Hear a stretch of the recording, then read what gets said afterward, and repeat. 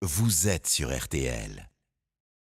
Le grand débat, Emmanuel Macron a pris goût à ces longues heures d'échange en bras de chemise et dès aujourd'hui il récidive pour la première fois en banlieue parisienne à Évry-Courcouronnes. Ce sera cet après-midi en présence de 300 personnes, mais pour l'instant il consulte les responsables des partis représentés au Parlement et à Strasbourg.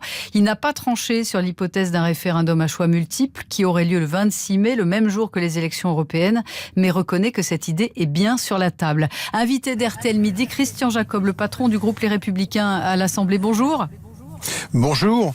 Vous avez été reçu ce matin à l'Élysée. Alors, que vous a dit Emmanuel Macron ?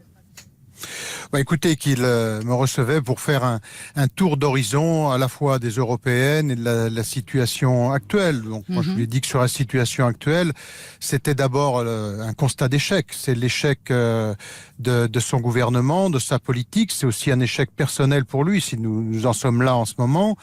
Ensuite, sur la nature de cette crise, c'est une crise du pouvoir d'achat qui touche notamment les classes moyennes, plutôt rurales, et qu'on ne peut pas y répondre par une modification de mode de scrutin. On a évoqué le référendum aussi. Vous l'avez évoqué concrètement, est-ce qu'il a mis sur la table l'hypothèse d'un référendum le 26 mai ou pas ? Écoutez, il m'a dit que c'est un sujet qui n'était absolument pas tranché pour lui. Moi, je lui ai fait remarquer que ce serait irresponsable de sa part de chercher à étouffer le débat européen. Or, mettre un référendum à la même date que les européennes, c'est faire en sorte qu'il n'y ait pas de débat européen au moment où il y a plus que jamais besoin d'avoir un débat européen. Et ensuite, sur la crise du pouvoir d'achat, je ne suis pas sûr que la réponse soit de nature référendaire. Mais ça, c'est sa décision. Oui, mais les Français se passionnent aussi pour ces questions institutionnelles. Le RIC, la prise en compte du vote blanc, une dose de proportionnel, ça, ce sont des sujets qui reviennent très souvent dans le grand débat.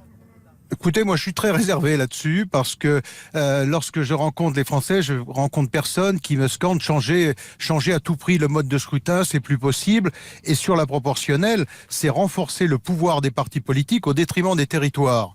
Or, justement, la crise, elle est très territoriale, c'est-à-dire que vous aurez des élus de plus en plus déconnectés du terrain, mais complètement prisonniers des appareils politiques. Donc je ne suis pas sûr que ce soit ça la bonne réponse. Et en tout cas, ça ne peut pas être une réponse à une crise du pouvoir d'achat. Ce que veulent les Français, c'est payer moins de taxes et moins d'impôts. Après, si on veut les enfermer dans un débat sur le mode de scrutin... En fait, Christian Jacob, c'est ça ? Si la date... ce que j'ai dit deux choses au président de la République. Vouloir mettre un référendum à la même date que les européennes, c'est vraiment chercher à étouffer le débat européen, et ça n'est pas responsable en ce moment. Mais vous n'êtes pas contre l'idée du référendum ?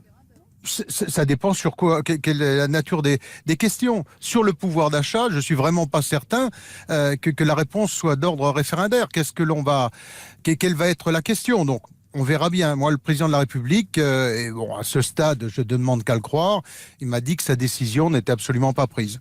Merci beaucoup. Merci Christian Jacob d'avoir été l'invité d'RTL Midi. Bonne journée, à bientôt.